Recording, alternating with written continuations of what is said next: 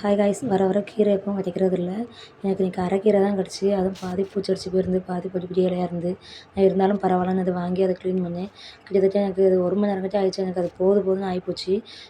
கீரை ஆஞ்சிட்டு இருக்கும்போது டக்குன்னு எனக்கு ஒரு யோசனை தோணுச்சு. என்னென்னா, பொதுவாகவே யாருன்னா அதிகமாக அன்பு வைக்கக்கூடாது. ஏன்னா அதனாலேயே நம்ம அதிகமாக காயப்படுவோம்.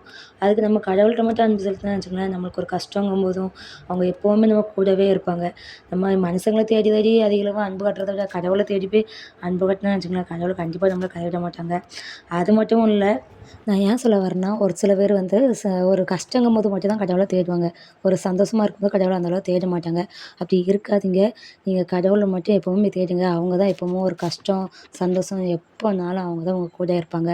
மனுஷங்க ஒரு கஷ்டங்கும்போது நம்ம கூட இருக்க மாட்டாங்க. சந்தோஷங்கும்போது, தேவைங்கும்போது மட்டும் தான் நம்ம கூட இருப்பாங்க. அதனால கடவுள்கிட்ட மட்டும் எப்பவும் நல்லா ப்ரேயர் பண்ணுங்க. கடவுள் கண்டிப்பாக உங்களை உயர்த்துவாங்க. ஒரு வழியாக கீரை இலையெல்லாம் எடுத்து தனியாக ஒரு கவரில் கட்டி வச்சிட்டேன். மீதி இருக்க அந்த கீரை ஆஞ்ச அந்த குச்சிகள்லாம் கிடந்துச்சு, அதையும் தனியாக நான் எடுத்து வச்சிட்டேன். நீங்களும் இன்றைக்கி உங்கள் வீட்டில் என்ன கீரை எடுத்தீங்கன்னு கமெண்ட்ஸில் சொல்லுங்கள். நான் சொன்னது உங்களுக்கு பிடிச்சிருந்தா ஒரு லைக் போடுங்க. பாய், டாட்டா.